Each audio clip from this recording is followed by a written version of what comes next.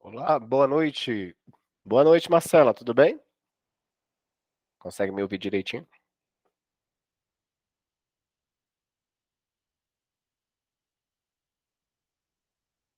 Show de bola. Vamos lá, pessoal. Queria pedir desculpa aí pelos equívocos, né, do nosso encontro semana passada, que literalmente no meio da aula tava eu e uma outra estudante, não lembro se era a Michelle que estava aqui. Meu computador, minha fonte deu um problema, e aí, por incrível que pareça, na segunda-feira, a fonte explodiu. Quase que explodiu na minha perna. E aí eu fiquei sem computador, e aí eu tive que correr atrás, né? Aí tem feriado, e aí deu esse probleminha. Mas literalmente meu computador explodiu. E aí eu tive que, a fonte, né, na verdade, eu tive que fazer essa compra emergencial. Eu não estava achando a fonte dele em lugar nenhum. Mas vamos que vamos. Vamos aqui para a gente não perder tempo. Tudo bem, Michele? Olá, tudo bom? Tava aqui falando da fonte que explodiu. Ouvir. Bom, gente, vamos lá. Vamos ao que interessa aqui. Bom, eu sei que causou alguma angústia aí as questões da primeira unidade. Inclusive, eu queria que eu vou dar uma adiantada nessa parte das fontes aqui, que é a parte mais simples e introdutória da nossa disciplina. E o que interessa para a gente é a gente falar da história como ciência, né, a partir do século XIX. Mas para a gente falar de história como ciência, a gente precisa falar de fontes históricas, porque é isso que vai basilar a metodologias apresentadas, o que a gente chama das escolas, né? Quando a gente fala da escola dos anais, a escola positivista, a escola marxista, nós estamos tratando aí não de uma escola, de uma estrutura física, né, de um espaço real, físico, estruturado, que vai ensinar a como fazer história, mas de linhas de pensamentos, né, de como a história deve ser escrita. E quando nós estamos falando das fontes históricas, de forma bem simples e genérica, nós trazemos aí, que é muito fácil de ser compreendido, as tipificações, né, das fontes históricas. Nós temos as fontes materiais, né, aquelas palpáveis, independente da formatura delas, se estamos falando de algo escrito, se estamos falando de uma pintura, se estamos falando de uma cartografia, ou na atual conjuntura, se nós estamos falando de algo que é digital, né, digitalizado, uma estrutura que serve para criar mecanismos, né, fontes digitalizadas e, né, de forma primária ou de forma secundária. De forma primária, quando, né, emerge aí as ferramentas tecnológicas, com o advento da internet, surgimento da eletricidade, os meios digital, são aquelas fontes que são criadas e constituídas dentro dos espaços virtuais digitalizados. As fontes secundárias digitais são aquelas que já existiam fisicamente, e são digitalizadas, né? Então, por exemplo, quando a gente pega uma foto, nós escaneamos e transformamos ela num material digitalizado. Quando nós pegamos, por exemplo, alguma pintura muito antiga, algum arquivo muito antigo, né, de documentos muito antigos, digitalizamos aquilo para que aquilo perdure, né, durante não, eternamente, enquanto existir ela de forma digital, para futuras, né, gerações terem acesso a informações, até porque fontes materiais, geralmente, elas vão se estagnando e se deteriorando de acordo com o tempo. Então, nós temos as fontes materiais, nós teremos dentro das fontes materiais uma subdivisão, né, entre fonte escrita e fonte não escrita. A escrita, obviamente o próprio nome já diz, que são aquelas que é utilizada daquilo que nós chamamos da escrita, da escrita iconográfica, né, que é a que a gente conhece, que formam palavras, frases, mas também as escritas, as primárias, né, as primórdias, as pré-históricas, como as pinturas rupestres, né. Temos as não escritas, que podem ser citados como exemplo as pinturas, né, de obras clássicas, a própria fotografia, os objetos, né, ao longo do tempo constituindo por civilizações antigas e também da contemporaneidade. Não é porque é contemporâneo que a gente não tem como fonte, né, não escrita, né? E a gente tem também as fontes iconográficas, né, que abrange aí tanto as fotografias como os desenhos, né, feito de nanquim, né, utilizado muito, principalmente lá no Nordeste, nas literaturas regionais, as próprias pinturas ao longo dos séculos e os objetos também. E temos as fontes orais, né, como a gente discutiu aí, que é uma fonte muito utilizada pelos historiadores, mas também pelos sociólogos e antropólogos, que são aquelas fontes que são passadas de gerações para gerações. Antigamente, nós tínhamos uma certa dificuldade de utilizar as fontes orais como uma fonte histórica, em virtude das fragilidades que nós temos, né, pela forma como ela é repassada. Ora, vocês já devem ter brincado daquele jogo lá do telefone sem fio, né, que a gente forma uma fileira, um círculo e vai, né, um conta para o primeiro para ver o que vai sair lá no final. Então, esse é mais ou menos a fragilidade trazida aí pela questão das fontes orais, mas ainda muito utilizada, principalmente pelos antropólogos, quando eles vão pesquisar alguma região muito abastada. Isso acontece muito em tribos, né, indígenas, quando eles fazem suas pesquisas, de utilizarem dessas fontes orais para poder entender o cotidiano de uma determinada grupo, né, de um determinado grupo, de uma determinada civilização. E eles utilizam muito essa. E a grande facilidade é isso, né, que ao longo do tempo, aquilo que é vivenciado por um determinado grupo ou por uma determinada pessoa, que vai repassando de geração por geração, de como aconteceu um determinado fato histórico, isso vai se perdendo, né, na fala, porque aquela velha aquele velho ditado, né? Quem conta um conto aumenta um ponto. Mas com o advento aí das tecnologias, nós temos aí possibilidades de termos essas fontes orais mais fidedignas com o surgimento aí dos gravadores, das filmadoras, que permitem aí a gente ter essa gesticulação dessa fonte histórica de uma forma mais fidedigna e que não há, né, alteração das informações repassadas oralmente.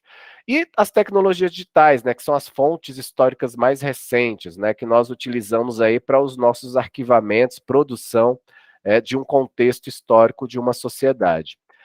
Ah, quando nós falamos também de fonte histórica, nós falamos aí de lugares de memória, né, que surge aí na década de 70 pelo francês aí Pierre Nora. Ele traz para a gente que as fontes de memórias também são fundamentais para o processo da narrativa e da escrita histórica como uma ciência fidedigna. Temos aí lugares de memória que são materiais, né, que são selecionados como fontes imateriais, os bens materiais que nós temos aí trazidos pela Unesco, né, ou determinados pontos, né, do mundo que são fundamentais para a sociedade, para a humanidade.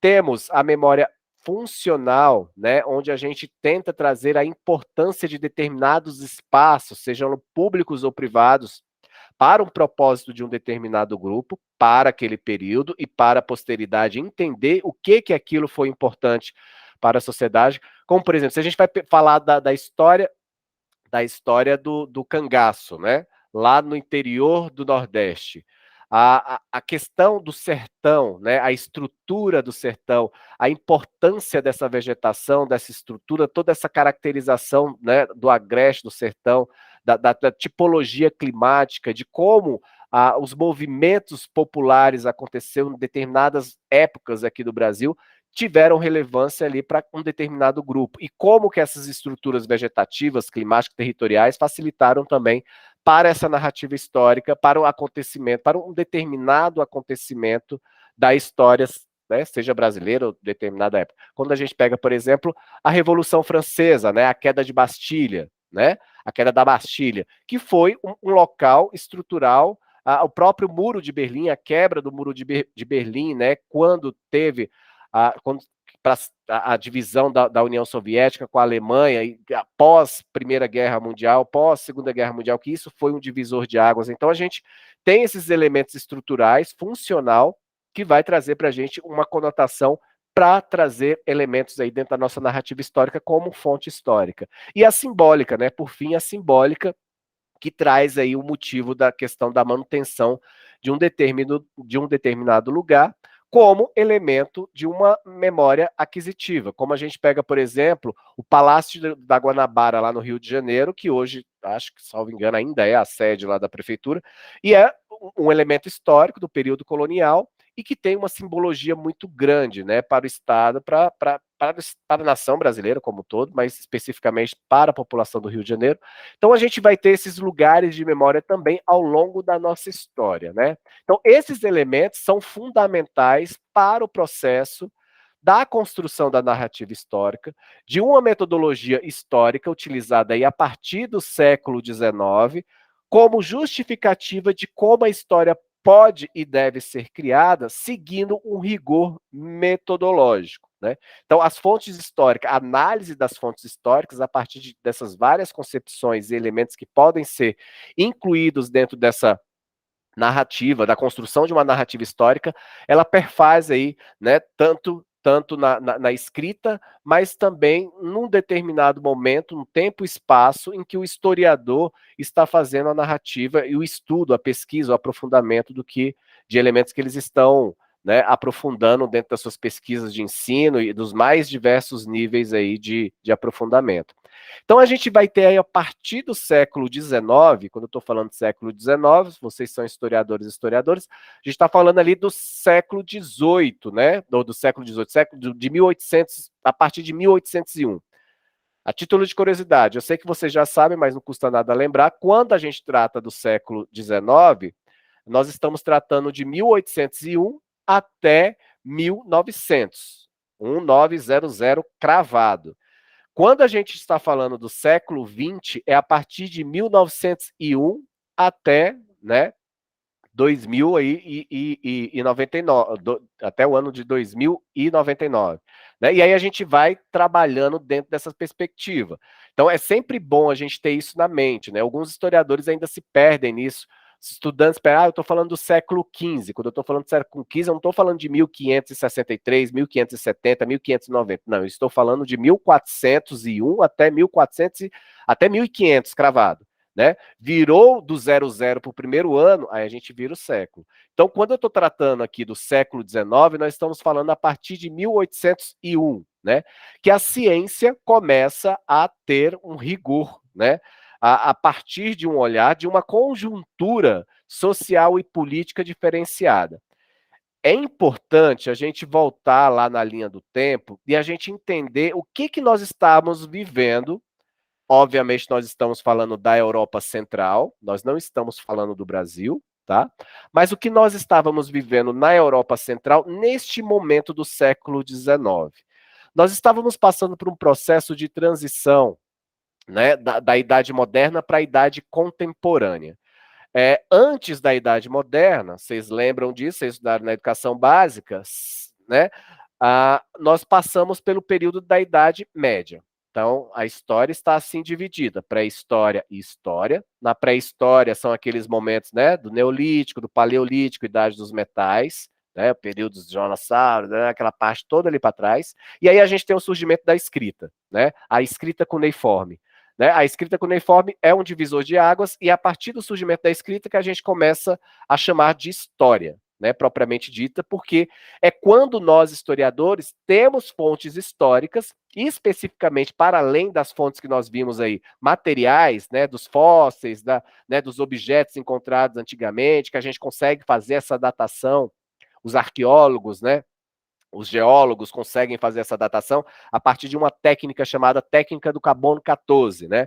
Que pelo número lá de carbonos eles conseguem identificar quantos séculos tem um determinado objeto, né? Uma determinada fonte ali, enfim. Pela essa contagem do carbono, né? Porque a formação de uma partícula de carbono demora tantos tempos, salvo engano, acho que é um século para formar uma partícula. Então, pela contagem que eles fazem desse processo químico, eles conseguem datar aproximadamente quando é aquele artefato. Mas aí o que a gente tem a partir do surgimento da escrita são informações e fontes que conseguem trazer para a gente, para nós historiadores, antropólogos, sociólogos, arqueólogos, fazer uma narrativa de uma história de um determinado período da história, porque é a partir da escrita que a gente consegue ter maior descrição de como a sociedade se organizava e de como era o cotidiano. À toa não é que nós temos aí, dentro das obras mais antigas, que a gente começa o período lá da história antiga, vocês devem lembrar disso, que a gente começa estudando lá depois desse período da pré-história, as primeiras civilizações, Grécia e Roma. Isso aqui no nosso currículo da educação brasileira, tá, gente? O currículo lá oriental, eles já começam a ter uma outra tipologia, até porque a datação deles é diferente, o calendário deles é diferente do nosso.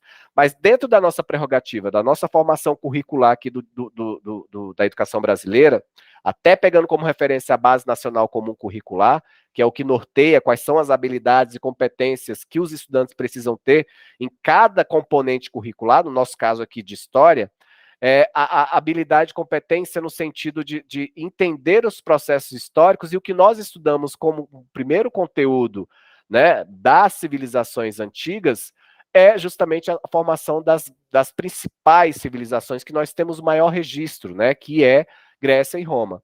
E a obra, né, que é utilizada como referência, uma das primeiras obras, as mais antigas, antes mesmo da Bíblia, né, que nós estamos falando antes do surgimento de Jesus Cristo, é a Ilíada e Odisseia, né, escrita por Homero naquela época, que trata ali, né, de informações do cotidiano, da organização social, política e econômica das civilizações grega e romana. Então a gente tem essa estrutura. E aí, quando nós falamos de história como ciência, né, e passando dessa parte da história antiga, nós passamos para o período medieval, né, que vocês conhecem aí, aquele momento que a gente chama também de Idade das Trevas, que logo após o surgimento de Jesus Cristo, né, que é aquele momento que a gente tem aquele divisor na linha do tempo do AC e DC, né, antes de Cristo, depois de Cristo, nós temos o surgimento aí da Igreja Católica, o movimento das cruzadas, a questão do feudalismo, né, suzerania e vassalagem, essa organização da sociedade. E passado esse momento, né, que também, lembrando que era denominado Idade das Trevas, por N motivos, por conta das expansões territoriais, por conta da questão da Igreja Católica, das cruzadas, das Santas Inquisições, por conta da peste negra, que a sociedade foi quase toda dizimada nesse período, né, pela ausência das ciências, das tecnologias, né, das pílulas, né, de combate às grandes pandemias que não existiam naquela época, e também por uma questão de climatologia, né? Naquela época também teve um momento de grandes problemas com relação ao plantio, que a comida era escassa porque o clima não favoreceu. Então, esses motivos todos aí, né, que a gente não vai aprofundar aqui, vocês vão ser aprofundados nisso na disciplina de História Medieval, que na sua matriz curricular está dividida em História Medieval 1 e História Medieval 2, que eu também dou essa disciplina, a gente aprofunda mais esses elementos. E passado esse ponto da Idade Média, a gente entra na Idade Moderna, que também é denominada como a Idade das Luzes, né? Que é o momento que surge aí uma classe burguesa, né? No finalzinho aí desse período da Idade Média, que são aquelas pessoas que começam a comercializar nos burgos, né? Tenda burgos como feiras. Sabe aqueles filmes que vocês veem de Aladim, de não sei o quê? Aladim é muito bacana, que todo mundo tem essa imagem, que o macaquinho, já no começo do filme, a cena dele é roubando uma maçã no meio de uma feira, né? Tem mais ou menos aquela imagem, né? Existiu um castelo, e ao redor, no finalzinho da Idade Média, começa a surgir pequenos comércios ao redor desses castelos e formando vilarejos ali do lado desses castelos medievais. E aí começa a surgir uma nova classe, né, a partir dessa comercialização, do surgimento do comércio, que é a burguesia, porque esses locais de comercialização eram chamados burgos, né? E essa burguesia começa a ter uma situação econômica muito favorável para eles, né? E uma vez que eles possuem situação econômica favorável, eles conseguem, nós sabemos disso, isso é desde aquela época, quanto mais recurso financeiro você tem, mais acesso à informação você possuirá. E com o passar dos séculos, essa classe vai conseguir emergir socialmente e tornar-se uma classe em ascensão. E vai começar a exigir, né, os seus direitos, né, a partir da estrutura social, de também ter aí a sua voz, né, diante da sociedade, da estrutura da sociedade medieval. E a gente começa a ter uma sociedade mais intelectualizada e mais questionadora. É nesse período da Idade Moderna, a exemplo, que nós temos aí a questão da Reforma Protestante, que Martim Lutero, né, vai vir e vai questionar a Igreja Católica, e era pertencente à Igreja Católica, era um monge da Igreja Católica, e vai começar a questionar sobre aqueles dogmas pregados pela Igreja Católica. Não pode isso, não pode aquilo, pode isso, não pode aquilo. Se fizer isso, morre. Se não fizer isso, né? Ou tudo o que acontece de bom e de má na sociedade é por uma questão divina, é Deus que quis assim, né? A famosa providência divina. Se você nasceu pobre, foi porque Deus quis assim. E essa classe burguesa começa a não aceitar mais isso. Não tem essa de eu nasci plebeu e vou morrer plebeu, né? Eu tô ganhando meu dinheiro, tô aqui, ó, comercializei, né? Tenho mais dinheiro muitas vezes que muitos nobres, né? Começa a ter essa organização social. E eles começam a questionar o seu papel nessa sociedade.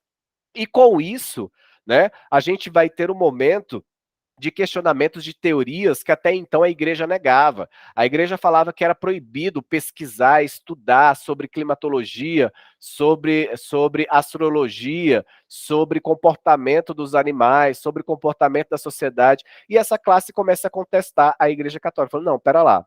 Olha só, a gente acredita em Deus, mas a gente precisa tirar a organização da sociedade, colocando toda a justificativa e toda a estrutura nas mãos de Deus, né? Vamos colocar o homem, porque é o homem que executa isso. Então é uma vontade humana, não é uma vontade divina. É óbvio que Deus existe, mas dizer que tudo é vontade de Deus, se as pessoas morrem, adoecem, quer dizer que eu tenho que aceitar, não tem que evoluir tecnologicamente. Da mesma forma, outras áreas começam a questionar esse momento que foi vivenciado e trazido pela Igreja Católica, como a questão das ideias, né?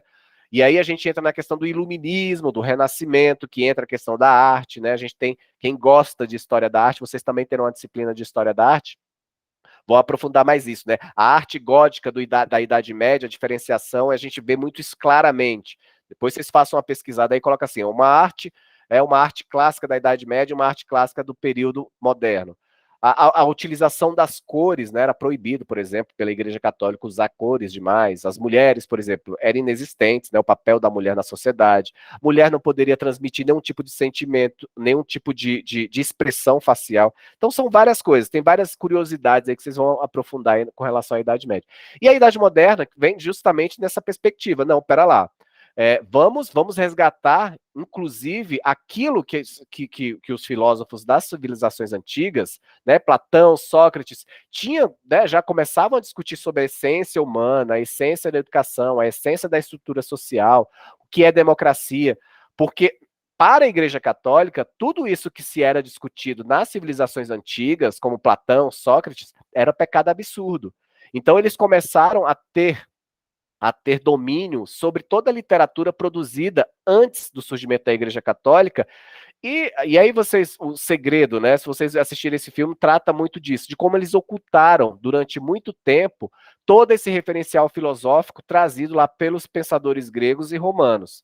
E aí, na Idade Média, a gente volta a sucumbir e falar assim, ó, volta a surgir e trazer para a gente essa questão da filosofia, dos pensadores, de como a estrutura era organizada. Então, era esse momento da história que nós estávamos vivendo, né, no período moderno. E aí a gente adentra aí no período da contemporaneidade, né, da história contemporânea, que o ponto crucial da transição trazida por nós historiadores, pelos antropólogos, sociólogos, era justamente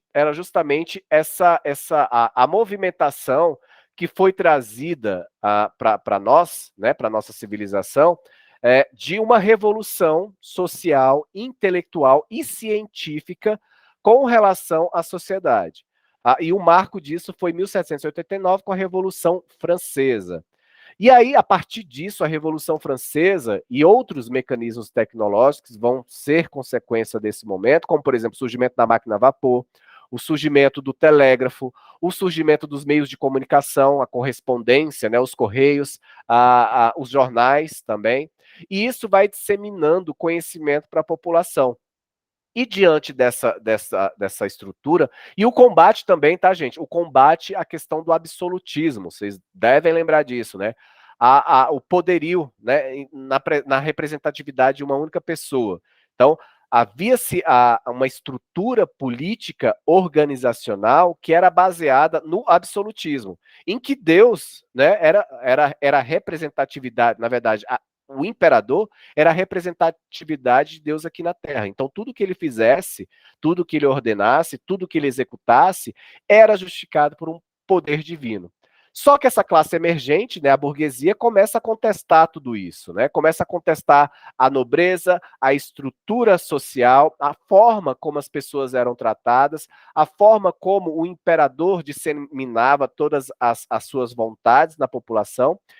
E um detalhe, com o advento aí dessas tecnologias, da máquina a vapor, né, do surgimento de todas as tecnologias que vão permitir a produção e o surgimento da industrialização, nós vamos ter aí uma classe nova, para além da burguesa, né, para além do clero, que já existia, que era da igreja, para além da nobreza, para além dos escravos, nós vamos ter aí a classe trabalhadora, né? A relação aí, o proletariado, essa classe trabalhadora que vai começar a surgir numa sociedade que está em mudança, tanto cultural quanto dos aspectos de valores, né, religiosos, enfim, e também numa questão econômica e política dessa nova organização social, aí no século XIX.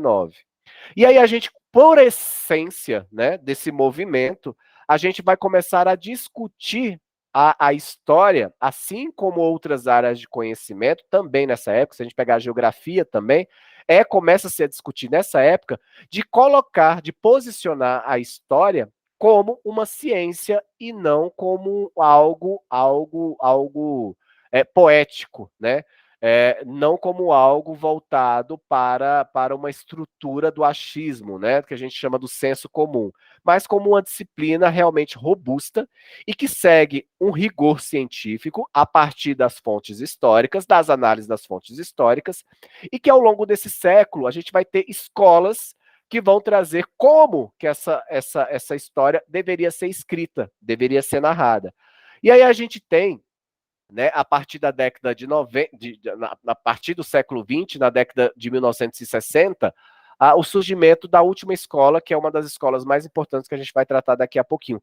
Então, o que eu quero que vocês entendam, quando nós estamos falando da história como ciência, nós teremos aí vários pensadores que vão trazer perspectivas, pensadores intelectuais, perspectivas de como essa escola, como as escolas deveriam criar suas metodologias para ensinar as pessoas, ensinar os pesquisadores, né, os profissionais dessa área, a ter um rigor científico para fazer a sua pesquisa de forma fidedigna e que ela não seja contestada pela sociedade, indo métodos e metodologias com rigor bem científico. Diga aí, Michele. Professor, e então, em relação a esse assunto, um dos primeiros foi um alemão, Ranke, isso o nome dele? Aham. E aí depois veio que ele criou o rigor metodológico, não foi isso? Exatamente. E aí depois veio com a linha, porque ele, tipo, ele tinha uma argumentação que a história era aquela calcada na base material e que ele não podia argumentar ou ele colocar o ponto de visão dele. E aí, a partir do momento, quando se coloca o seu ponto de visão, você começa a analisar mais profundamente, aí entra o positivismo, seriam essas as diferenças? Vou te falar agora cada uma delas, ó, só para a gente já ter em mente aqui. A gente tem, dentro dessas escolas, né, a gente tem a escola historiográfica do positivismo, do marxismo e da nova história, que é também chamada, vocês vão ouvir falar muito, da escola dos análises. Cada uma delas vai trazer elementos importantíssimos. Por exemplo, vamos pegar aqui o positivismo. O que o positivismo vai trazer aqui pra gente? Levando em consideração isso que eu falei para vocês do iluminismo, do momento que nós estamos aí, finalzinho do século XVIII, adentrando aí no século XIX. Como é que o positivismo vai falar assim, olha, como é que a história deve ser escrita, né? Primeiro, a gente tem que recusar qualquer explicação histórica por aspectos divinos. Então vamos tirar esse negócio de igreja do meio, falar assim, olha, vamos lá, Napoleão Bonaparte conquistou determinado território, porque ele era um imperador absolutista, porque Deus quis assim, e ele era representante de Deus na Terra. Não, não é assim, não é assim que as coisas acontecem. Quais foram os elementos que levaram ele a conquistar? Foi o quê? Foram as pessoas o povo dele que estava precisando, né, de território, porque onde eles habitavam não tinha mais condições de subsistência, não tinha mais espaço para plantio. O que é que estava acontecendo? Né? Então vamos analisar. Então vamos parar com esse negócio de falar que foi Deus que quis assim. Vamos levar a história baseado nos fatos feitos pelos seres humanos, né? E aí ele vai trazer o seguinte, olha só, precisamos levar em consideração pontos específicos, como o aumento da população, a questão da revolução industrial, o surgimento da máquina a vapor, o surgimento das ferrovias, dos navios, daí por diante, com tudo que eu falei com vocês, especificamente das grandes potências dessa época do século XIX, que era Paris e Londres, né, as grandes potências ali da Europa Central. Obviamente a gente tinha Inglaterra também, mas a gente vai adentrar aqui na Inglaterra agora, um pouquinho para frente. Né? Então, a gente tem que olhar a partir desses olhares aí, desses grandes movimentações, dessas duas grandes nações, né? E aí, quando a gente fala desse momento e a gente fala do positivismo, essa intenção, ela é muito latente, ela surge muito forte na França, né?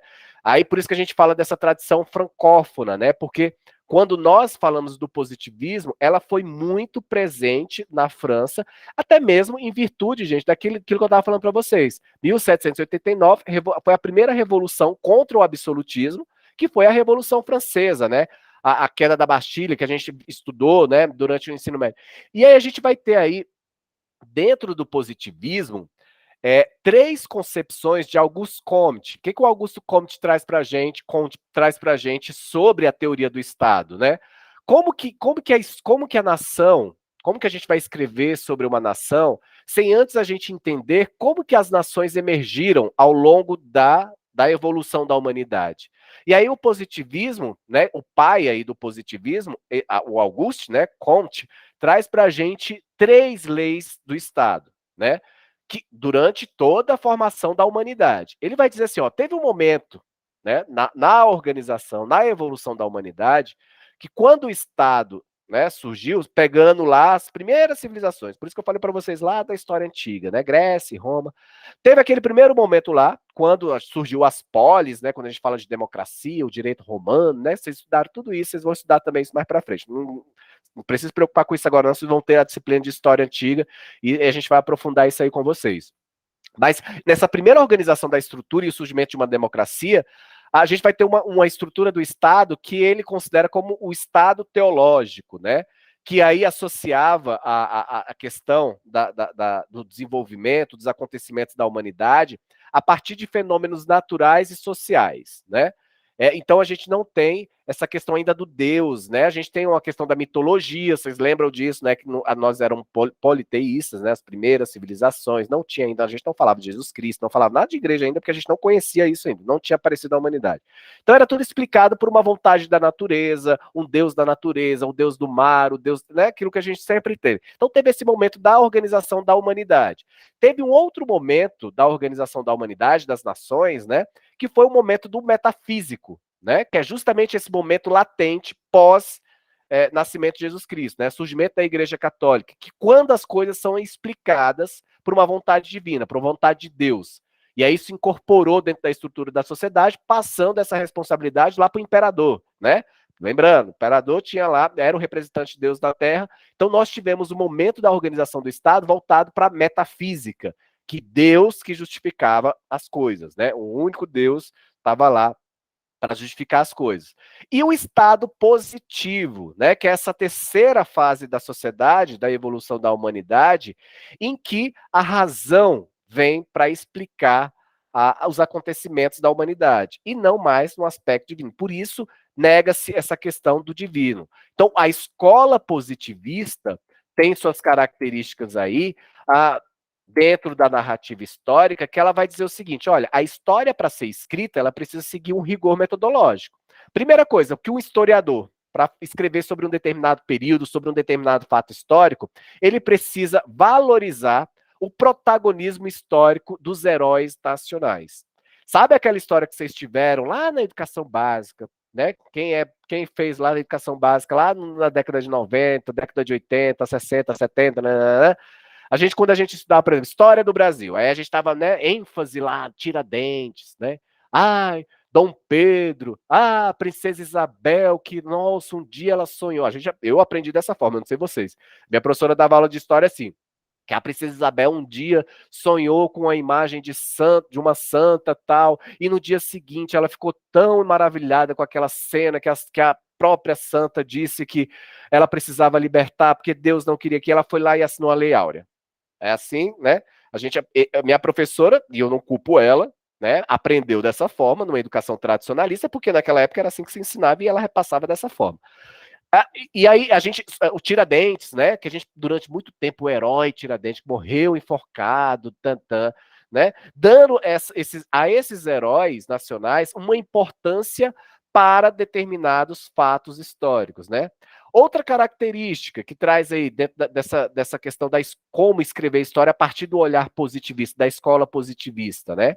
Que a história ela se fazia através de grandes potências transformadoras, né? Desse processo de mutação. Por exemplo, contar aí, quando a gente pega essa linha do tempo da história, né, que fala assim, epa, a partir de 1789, com a Revolução Francesa, com a quebra né, com a quebra com a queda da Bastilha, tal, não sei o quê, nós vivemos um divisor de águas e agora a história muda né, entra então um momento da história contemporânea. Para nós historiadores, a gente precisa ter um cuidado muito grande com isso. Um período para o outro, ela não acontece da noite para o dia. Né? Os historiadores, nós precisamos ficar atentos a isso quando nós estivermos dando aula para os nossos estudantes, de que, por exemplo, essa transição da história antiga para a história medieval, para a história moderna, para a história contemporânea, ela não aconteceu no estalar de dedos. Né? Nós damos ali alguns divisores de água, né, para dizer que, olha, acabou, a partir disso aqui a gente já tem outra estrutura, mas não existe um dia, uma hora e uma data certa para isso acontecer. Isso vai acontecendo ao longo dos séculos, né?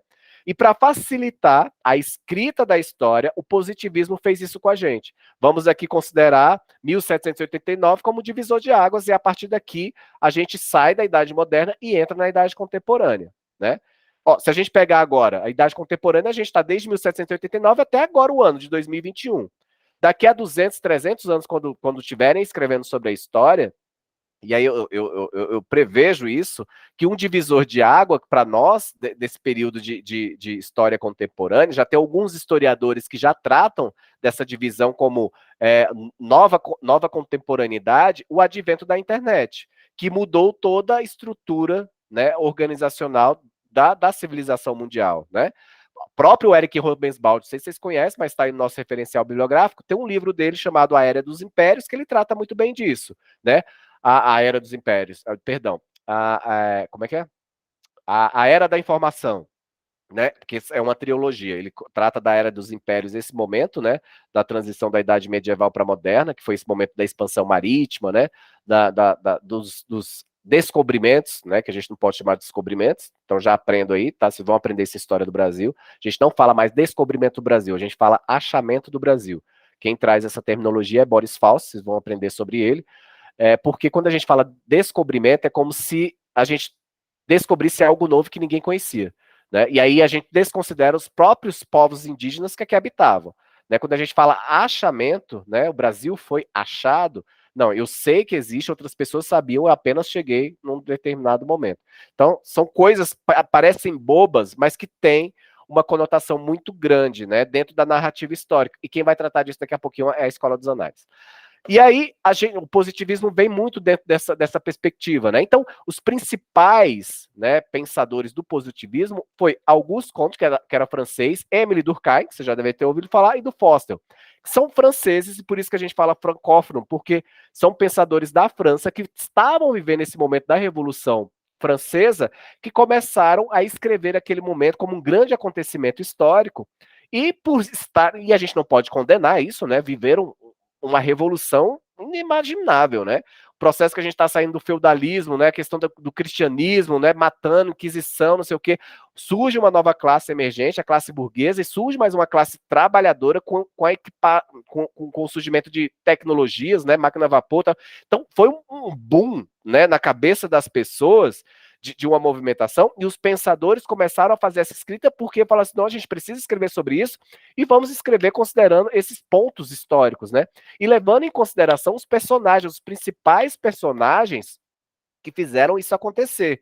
Então, o positivismo traz muito disso, né? E o positivo vai dizer um negócio, olha só, um Estado, né, para se organizar, né, vamos acabar com esse absolutismo, vamos criar as nações, já estamos aqui com um processo de divisão de territórios já quase que estagnado. Agora, a sociedade, a nação, né, a nação francesa, a nação inglesa, né, dependendo da nacionalidade, precisa se organizar como Estado. E aí, que eles vão dizer? Né? O positivismo vai dizer, olha, o Estado, para se organizar, ele precisa primeiro, ou para progredir, ele primeiro precisa se organizar. Né? Então, o Estado ele precisa organizar para depois progredir. Dizer qual que é os direitos e os deveres de cada um, da sociedade, né? De quem está à frente daquela nação. Então, estruturar isso aí. E olha que engraçado, aqui no Brasil a gente vai ter essa representatividade do positivismo na nossa narrativa histórica. Né? Benjamin Constant é um pesquisador que vai trazer muito dentro da sua escrita sobre a história do Brasil com esse olhar do positivismo, né? Trazendo os heróis, né, do Brasil, Tiradentes, né? A questão do Benjamin Constant, ou Benjamin Constant, do Bandeiras, né? A gente vai trazer, por exemplo, a questão de Napoleão, não, de Dom Pedro I, Dom Pedro II, Princesa Isabel, todos esses grandes representantes, percebam, homens brancos, né? Pessoas brancas, e essas narrativas que estão à frente do poder, obviamente no Brasil, e essa narrativa ao longo de muito tempo no Brasil vai ser contada levando em consideração esses personagens, né? Euclides da Cunha também vai muito nessa pegada, Nízia Florestan também vem nessa perspectiva do positivismo, e aí esses pensadores, que aí vocês vão pegar o pulo do gato aqui, são pensadores que estavam vivendo aqui já no Brasil, né, achado, ali em 1800 e alguma coisa, já início do século XX, seus 1900, são personagens que vão emergir de uma classe aqui no Brasil, que também vai ser uma classe de comerciantes, né? Enquanto na Europa isso já estava vivendo lá no início da Idade Média, no Brasil, quando ele é povoado pelos portugueses, vai também viver esse mesmo processo. A gente viveu tudo isso, por isso que eu falo que o Brasil é um bebezinho e nós vivemos a Idade Média nessa questão do achamento do Brasil, né? As províncias, lembram lá dos latifúndios? Né, as províncias que foram distribuídas para algumas pessoas para virem aqui, e aí depois teve essa divisão de terras, né? E aí a gente vai depois, mais tarde, ter uma classe emergindo, que é a classe de comerciantes que vão ter poder aquisitivo de darem continuidade aos seus estudos, que era muito raro aqui no Brasil, né? Então eles vão para a Europa, né? Para o furdunço beber da fonte desses pensadores iluminados, né? Então, Benjamin Constant, Euclides da Cunha era da classe alta brasileira, que tiveram seus estudos concluídos na França, na Europa, alguns na Itália, e viram essa questão do positivismo latente e trouxeram esses ideais para cá antes da proclamação da República. E aí, gente, quando o Brasil foi proclamado, né, lindamente, naquela lá, aquilo que a gente aprendeu na escola, né, que Dom Pedro subiu no seu cavalo branco, lindo, maravilhoso, né, dá os gritos no hino da independência, né, proclamou a República, que a gente sabe que não foi desse jeito, né, vocês vão aprofundar nisso aí, mas aí proclamou-se a República, e aí, como é que o Estado brasileiro iria se estruturar? Por isso que a gente fala que nós bebemos da fonte na estrutura do Brasil do positivismo. Lembra que eu falei para vocês que o positivismo pregava que um Estado, para progredir, primeiro precisa se organizar? Uma vez que o Brasil foi proclamado a República, como é que ele ia se organizar? Né? Como é que ele ia progredir? Ele primeiro precisaria se organizar. E onde é que está escrito isso? Né? Onde é que nós temos a clara evidência de que o Brasil foi estruturado a partir de um olhar positivista? Da nossa própria bandeira nacional, né? A bandeira nacional brasileira está lá escrita, né? Ordem e progresso, né? Então nós bebemos da fonte da nossa república. E esses pensadores, esses intelectuais, vocês sabem que no Brasil a gente copiava tudo, né? A gente copia até hoje, do povo lá de fora. Naquela época, então, a Europa, né, era o que havia de maior, né, maior novidade, maior modernidade, né? Então, nós bebemos da fonte até intelectualmente para tratar disso. E nossa narrativa histórica do Brasil, durante muito tempo, foi contada a partir desse olhar desses personagens, sem levar em consideração o papel da mulher, sem levar em consideração o papel dos índios, sem levar em consideração o papel dos negros, né, dos pretos, dos escravizados, das crianças, né, e de outros elementos da sociedade. Então, o positivismo não conta a história levando em consideração, né, as teias que compõem o processo histórico. Né? Se eu vou contar as narrativas que nós temos, nós contamos a partir de um único olhar, a partir de alguns personagens tão somente. E geralmente esses personagens são personagens homens, brancos, né, e que pertenciam à classe da sociedade, à nata da sociedade. E aí a gente vai ter uma outra escola, que é a escola metódica, né, a escola romantista, né, que a gente chama romantismo, que vai falar assim, opa, positivismo, a narrativa da história não pode ser escrita tão somente dessa forma, não. E aí ele vai criticar o positivismo. Não, vocês estão muito limitados aí para. Aí eu vou escrever a história só olhando para os personagens heróicos, né? Só olhando para as potências transformadoras de momentos estanques da história, e o resto, né? E o dia a dia, e a cultura, e a economia. E aí começa a ter essas né, convicções questionadas do positivismo. E a escola metódica vai falar assim: não, a história para ser escrita, narrada, ela precisa analisar outros elementos, as crenças populares, a cultura popular, porque isso faz parte do processo histórico. Quando eu vou falar, por exemplo, da Princesa Isabel, e que eu ensinei durante muito tempo lá, né? Os professores antigos ensinaram durante muito tempo lá de que ela teve um sonho com a Nossa Senhora e que ela pediu para que ela. Olha só, eu tô desconsiderando as crenças e a cultura populares de todo um contexto de uma sociedade que não era tão somente católica.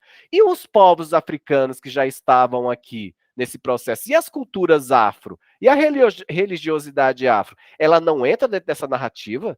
Como é que eu posso escrever a história só baseada no olhar de quem está lá no poder?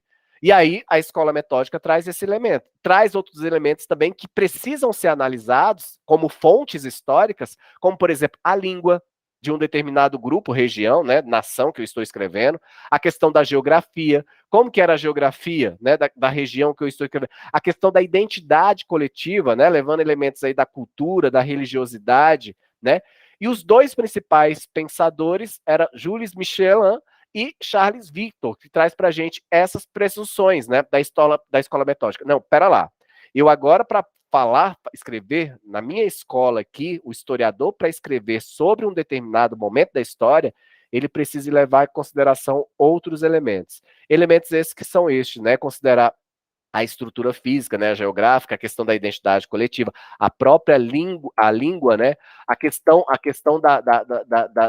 da identidade nacional, né, e a gente vai ter aí uma outra escola, né, que é o historicismo, que vai falar assim, opa, vamos lá, o positivismo falou isso, a escola metódica, né, a romântica falou isso aqui, aí vem o historicismo e fala assim, olha, a história para ser escrita, ela precisa enaltecer e glorificar coisas do passado. O que me interessa é estudar somente o passado e eu não tenho que ficar fazendo ligação nada com o presente, né?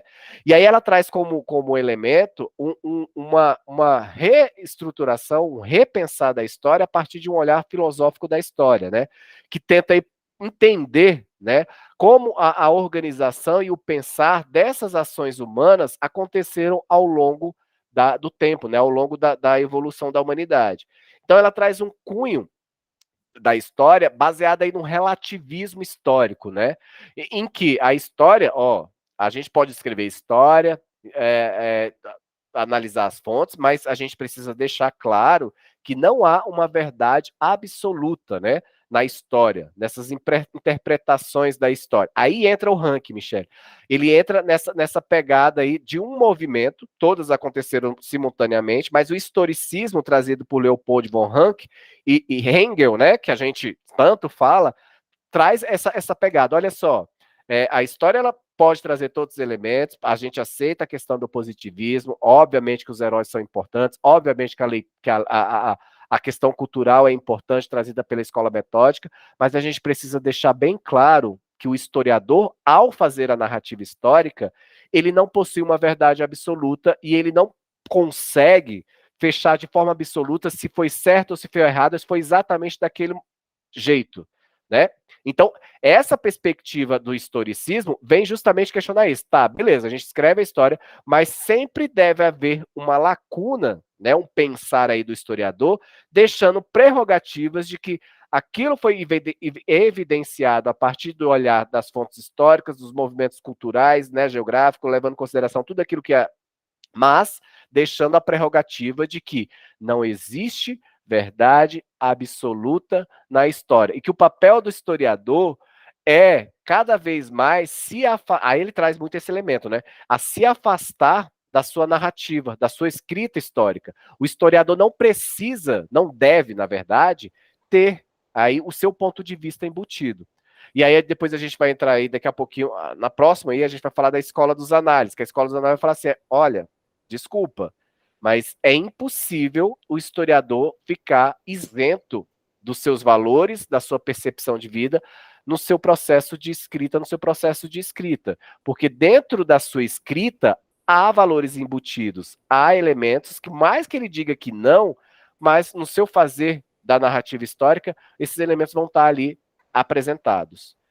Diga-me. Professor, então o que você disse é que, ao mesmo tempo, ela está se contradizendo. Primeiro foi o ranking, aí depois vem o positivismo, e aí depois você diz que a gente volta para aquelas bases do ranking, onde a gente não deve ser influenciado. Foi mais ou menos isso. Ela evoluiu e depois ela, como se ela retrocedeu, pegando o princípio básico que a gente não deve ter expor nosso ponto de vista. Só que Michele, aí a análise, eu acho que a análise, não é isso? Essa nova escola. Escola dos análises. Aí ela já entra com o nosso ponto de vista e incluindo outras matérias. Seria mais ou menos isso. Ela Exatamente. partiu de um ponto que não deveria ter o nosso ponto de vista, depois ela foi aceita com o nosso ponto de vista, incluindo as nossas crenças, como a gente interpretou, e depois nós voltamos ao mesmo primeiro ponto de partida para daqui para frente seguir para outras escolas. É mais ou menos isso. Uma está sempre interligada à outra, só vale a interpretação do momento. E não existe, Michele, verdade absoluta. Assim, você, por exemplo, você vai encontrar, é importante a gente saber disso, que até hoje a gente tem historiadores positivistas, por exemplo, que escrevem com um olhar positivista. Até hoje nós temos historiadores que escrevem com o olhar do historicismo. Tem muitos historiadores que têm agregado, que é já do século XX, a escola dos análises, que agrega outros elementos aí.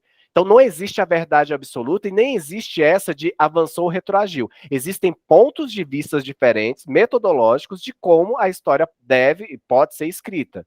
Então são teorias, né? Hoje qual seria a escola no momento que nós estamos? Que seria... Escola dos Análises é a mais recente. Que tem 3 gerações de evolução, não é isso? Exatamente. E aí ela vai surgir também numa perspectiva do que a gente chama da teoria da dialética, né? O que é dialético, né? Dialético é quando, óbvio, é muito mais profundo do que isso, mas de forma bem geral, é quando nós temos uma opinião sobre algo, nós discutimos, conversamos. Exatamente, nós questionamos, conversamos com essa ideia inicial, e a partir dessa conversa, e aí é uma coisa bem filosófica, né? Tipo assim, bem coisa de bar, sabe? Eu pensei nisso, eu falei, nossa, vou pegar uma cerveja, vou tomar um vinho, vou discutir. Mas é bem isso. Não vai acabar nunca. E a partir disso, ou a gente confirma o que a gente tinha de ideia inicial, ou a gente cria uma antítese, né? A partir desse diálogo. E uma vez feito isso, a gente cria uma síntese nova ou confirma a primeira síntese. Entendi. Entendeu?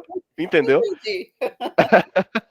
Então, mais ou menos, é o que a gente chama de movimento, e quem vai tratar muito disso é o Marx, Karl Marx, que aí também é contemporâneo, e aí vai muito na linha, né, do marxismo, do materialismo histórico. Inclusive, eu coloquei um vídeo aí para vocês no fórum, da professora Sabrina, que ela discute muito bem, muito rápido, acho que tem 10, 11 minutos, que ela vai falar assim, que ela tem um glossário, né, que ela vai explicando essas terminologias.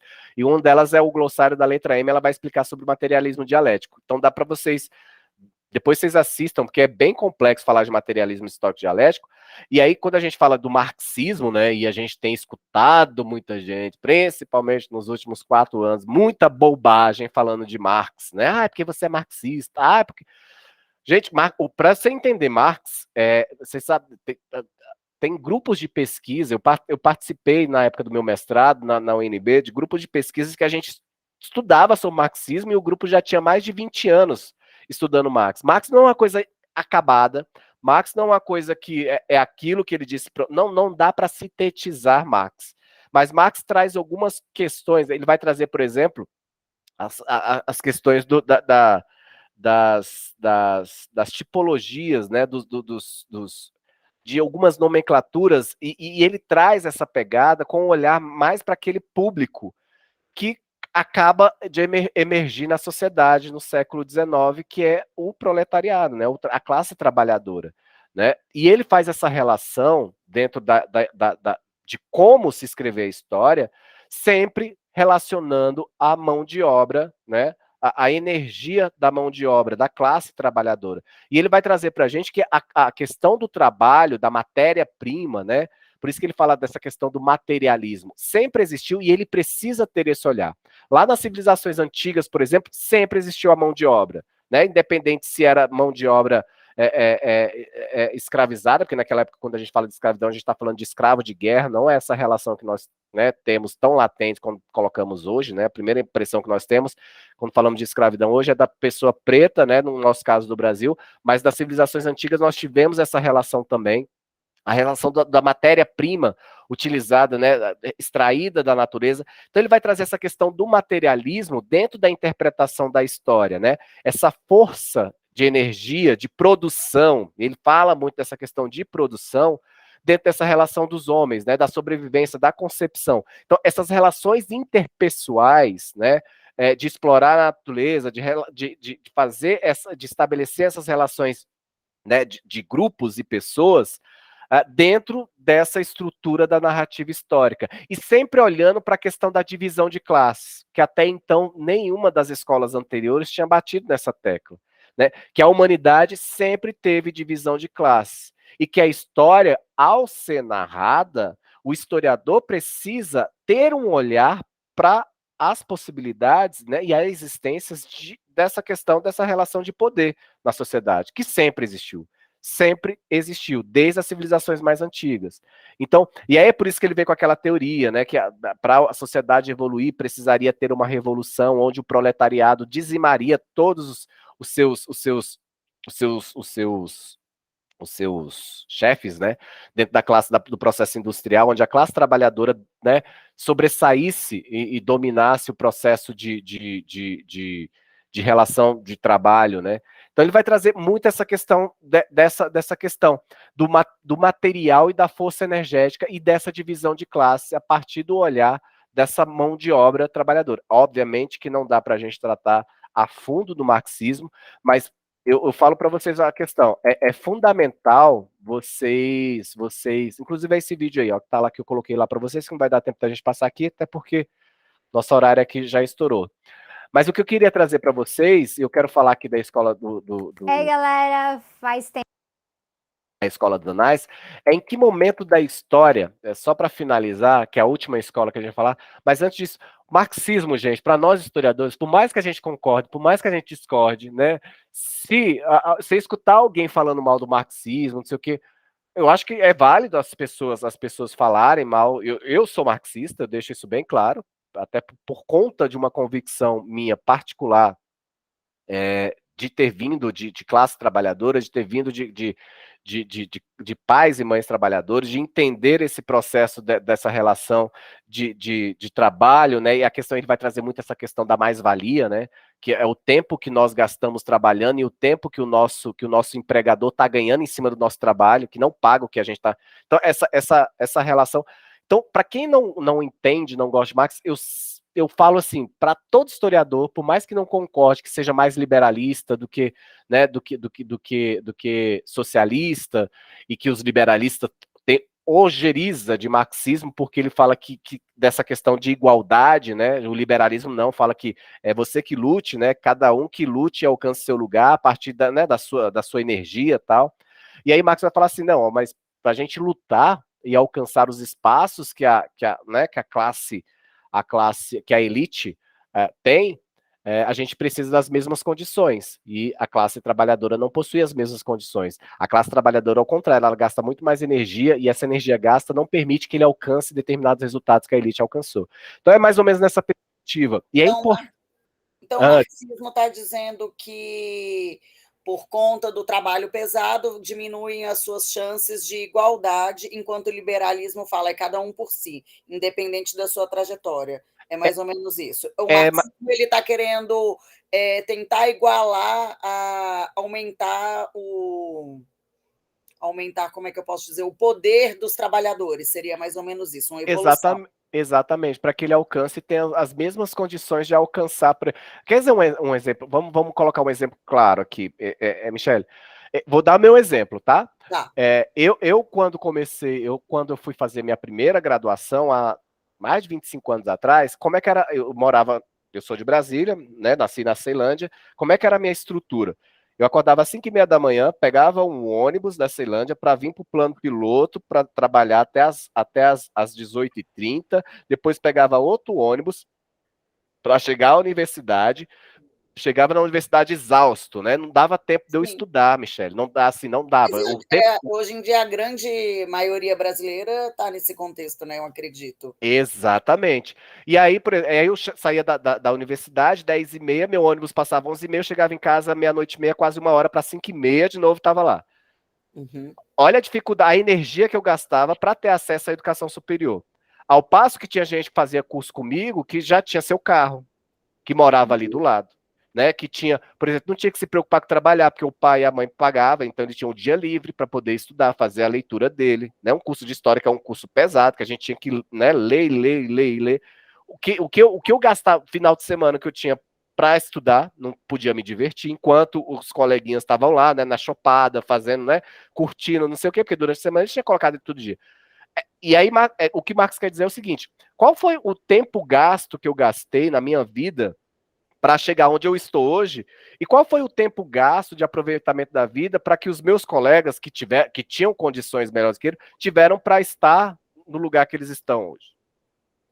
Entendi, né? entendi. Então é isso que Marx contesta, né? Não, beleza. E assim, às vezes eu acho que até tá, beleza. Vamos falar da meritocracia, mas o Brasil, no caso do Brasil, né, tá preparado para falar de meritocracia, enquanto, por exemplo, as condições de estudo é igual, o equivalente para todo mundo, as condições de acesso à cultura não é. E como é que eu vou falar de meritocracia, gente? Como é que um pobre vai falar de é muito fácil um rico uma pessoa que não tem acesso vai falar que ele não conseguiu algo que não foi por mérito? Exatamente. Sim, é um guerreiro. Tiveram aqueles que guerrearam, tiveram sorte, tiveram muito mais energia. Mas eu mesmo, durante meu processo, quantas vezes eu não pensei de largar porque eu estava cansado de pegar ônibus, 4 anos pegando ônibus, que chegou no terceiro ano, eu falei assim, não dou conta mais. Mas fui lá, não sei o quê, assim, e poderia ter sido, né, melhor nesse processo, mas não foi. E aí, o Marx vem justamente nessa perspectiva. Vamos olhar aqui, né, como falar disso, né? Então ele traz muito disso. Então, para vocês que gostam ou pensam, mas mesmo que você não concorde, ou vocês não concordem, é fundamental vocês lerem sobre Marx para criticar Marx. Não dá para criticar baseado, por exemplo, em fake news, né? Que aí você vê gente falando besteira, falando, né? Como Marx era comunista. Marx nunca falou de comunismo. Marx nunca citou. Ele fala de igualdade, algo comum, mas a teoria do comunismo que se prega. O Brasil nunca foi comunista, nada foi. Sabe? Aí inverte isso na cabeça das pessoas, e aí as pessoas acham, né? Fica repetindo as coisas. E cabe nós, historiadores, né, explicar isso para a sociedade de forma muito paciente. Não nessa época de eleição, porque não dá, mas porque. Pegando fogo. Né, não dá, vamos esperar, vamos respirar. E aí, por exemplo, nós historiadores, por exemplo, por faltar falando aí, escola sem partido. Como é que nós, da história, né? Como é que Michele, que você vai ser professora de história e não vai falar de política? Né? Como é que você vai falar, não vai falar de marxismo, não vai falar de liberalismo? Obviamente que não é que nós... Para a gente entender a história, a gente tem que entender a política dos povos passados, né? Sim, exatamente. E, por exemplo, como é que a gente vai negar, no nosso processo de ensino-aprendizagem com os estudantes, que os meninos são assim, falar assim, professora Michele, tá, mas e você? O que você acha? Né? O que você acha de tal teoria? Você é o quê? Como é que... Aí, por exemplo, o que eu fiz aqui agora, de dar exemplo da minha vida, de como foi, não sei o quê. E obviamente que eu não vou levantar a bandeira e falar assim, mas e aí, vocês acham o quê? E vocês? Como é que vocês pensam? E o povo acha que isso é falar de política, né? Partidarismo, enfim. Mas... Você está influenciando a escolha. Exatamente. Aí, enfim. Entendi. E a escola dos análises vai surgir aí, por fim, né? A gente tem a escola dos análises, que vai surgir logo na primeira metade do século XX, ali entre 1900 e 1950, especificamente 1960, logo após a Primeira Guerra Mundial, que também vai ser uma grande... A Primeira Guerra Mundial, vocês vão aprofundar isso, mas só para lembrar que a Primeira Guerra Mundial foi justamente aquela disputa, né, dos países da Itália, da África, da Rússia, né, com relação à Alemanha, especificamente, com um pedacinho ali chamado Alsácia-Lorena, que é onde fazia a rota comercial marítima, né, de exportação. Então isso ali foi foi o estopim da Primeira Guerra Mundial, que não dá tempo da gente aprofundar aqui, mas foi neste momento da Primeira Guerra Mundial que a gente vai ter aí o surgimento de pensadores como Marc Bloch, né, aí no finalzinho, nasce no final do século XIX e vive até o século XX, e Lúcio Lefebvre, que vai trazer para a gente, eles são professores, né, da geração da Escola dos Análises, são professores da Universidade de Estrasburgo, que vão trazer essa questão da Escola dos Anais, que vai combater aquela escola do positivismo, que ainda existe até hoje, que era francês, e a escola do historicismo, né? Que vai combater também essa questão de que, né? Lembra que a gente estava falando que não, o professor precisa estar afastado, né? Ele não pode, o professor, o pesquisador, não pode ter o seu olhar crítico, né? Botar ali os seus pensamentos, né? Dentro dessa percepção. E aí vai justamente ao contrário disso, né? A recusa aí da escola dos anais é a narrativa de uma história, o método de uma história, o processo de se contar uma história a partir de uma ideia cronológica e linear da história, né? Aquilo que eu estava falando para vocês, aquela linha do tempo que nós professores, né, colocamos de forma didática para ensinar os meninos que está tendo o primeiro contato com a história, dessa divisão, igual eu fiz com vocês, né? A pré-história, aí vem o surgimento da escrita, aí começa a história, aí vem história antiga, história medieval, história moderna, história contemporânea, né? Então a escola dos anéis fala assim, não, a gente não pode contar a história baseado em pontos estanques. Não foi um dia que acordou, mas sim de processos, né? Olhando aí, tendo uma pauta, né? Sempre com um olhar direcionado para a questão da classe, para a questão da religião e para a questão da política, né? E aí, o que os historiadores, qual que é o papel do historiador, né? O pesquisador não precisa defender as causas públicas ou assumir posicionamentos, mas ser juiz dos fatos analisados, né? Então, o grande boom aí da questão da Escola dos Anais é justamente a gente trazer todos esses elementos, né, da questão das fontes históricas e agregar outros elementos, como, por exemplo, a análise da própria literatura, da linguagem, da palavra, né, porque algumas palavras são polissêmicas, né? Por exemplo, se a gente pega assim, a terminologia tempo, o que é tempo para a gente hoje, né? A definição de tempo para a gente tem uma definição de tempo, mas se a gente pega a definição de tempo lá na Idade Média, é outra. Se eu falo assim, Michele, qual que é o nosso tempo de vida da pessoa aqui no Brasil, né? Uma determinada região. Não, a pessoa vive, né? Hoje os dados estão dizendo, o IBGE, os dados estão dizendo que, né, a questão da sobrevivência do ser humano vai até os 80 anos, né? A média de 75, 80 anos, dependendo da região. Mas se a gente pegar essa análise e levar lá para a Idade Média, já muda, porque o tempo de vida na Idade Média não se passava dos 40 anos, né? Em virtude, né, de toda a condição que era da Idade Média. Então, a própria Escola dos Anais fala que a gente precisa levar em consideração todos os elementos possíveis, né? A questão das fontes arqueológicas, a questão da própria língua, a questão do clima, a questão da geografia, a questão da cultura, a questão da religiosidade, a questão da sexualidade, a questão da história da arte.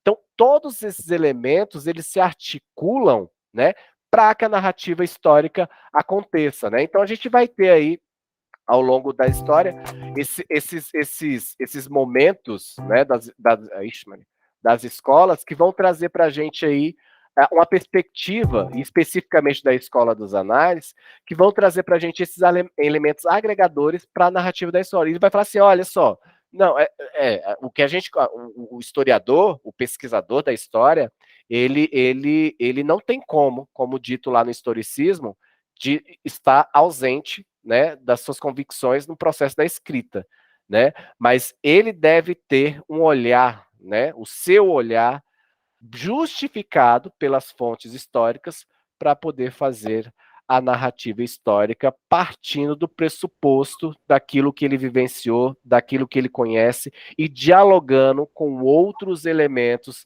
Aí utiliza-se da interdisciplinariedade, né? A utilização de outras ciências para poder conversar com a sua narrativa histórica, como, por exemplo, conversar com a psicologia, conversar com a filosofia, beber da fonte da geografia, da antropologia, da sociologia.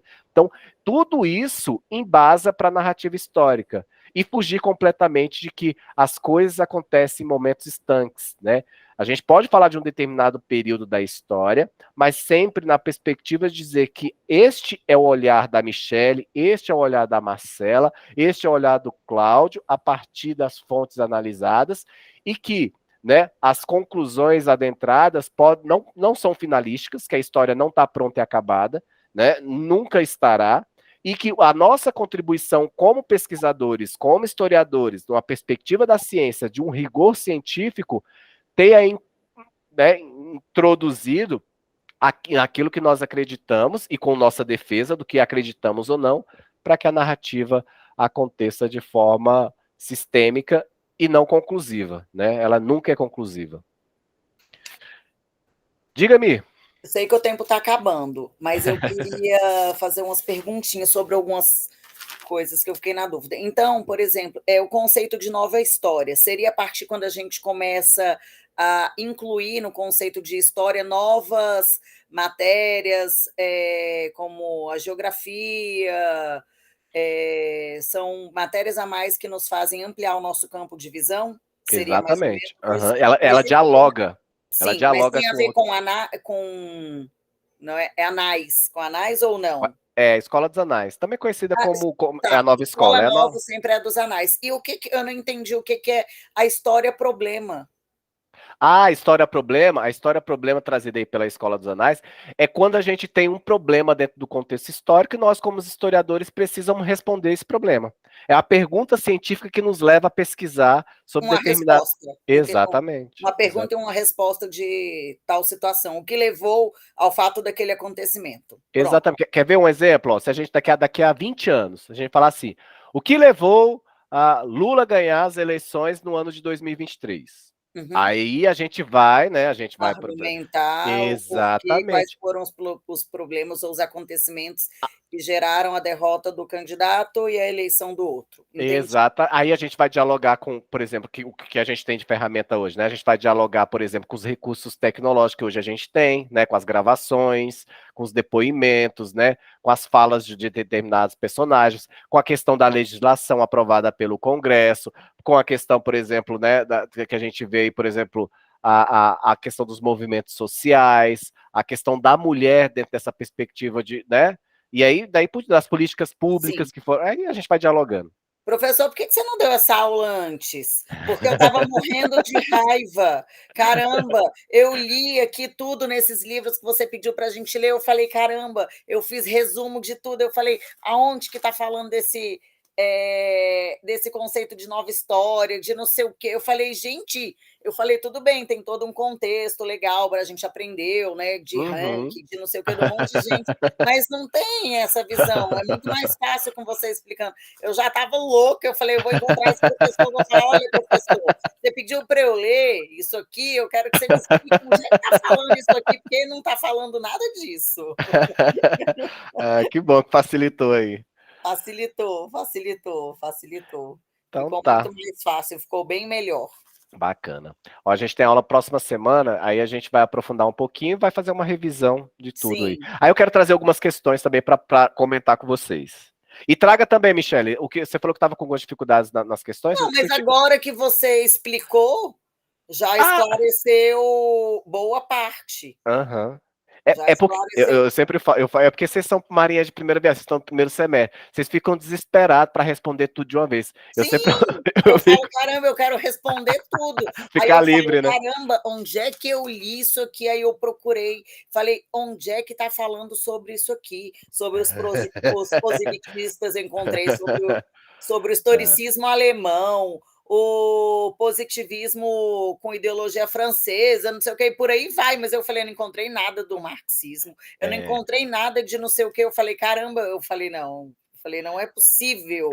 Agora, mas aquilo que, esclareceu tudo. É aquilo que eu estava te explicando, né, antes do computador explodir.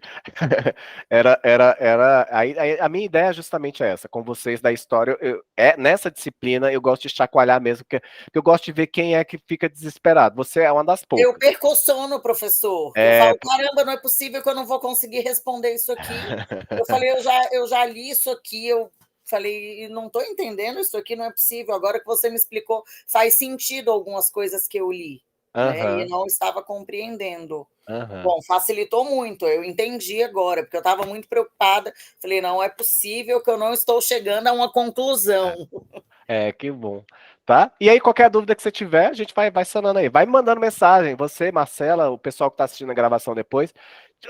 Eu sempre oriento assim, o seguinte: como vocês têm até o dia 23 aí para responder as atividades, eu sempre falo para os alunos, né? Ó, e como você.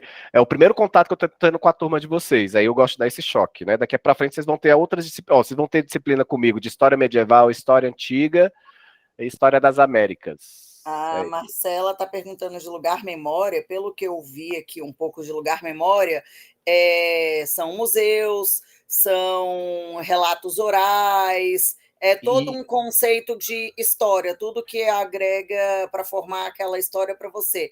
Livros, fotografias, relatos, é mais ou menos é, isso, não é? né, os lugares de memória são os espaços mesmos, os espaços físicos. Por exemplo, uma igreja, Ouro Preto, é cheio de lugares de Ah, memória, tá. né? Foi aquela questão que você falou lá do E sertão, Maria Bonita, aquela coisa. exatamente.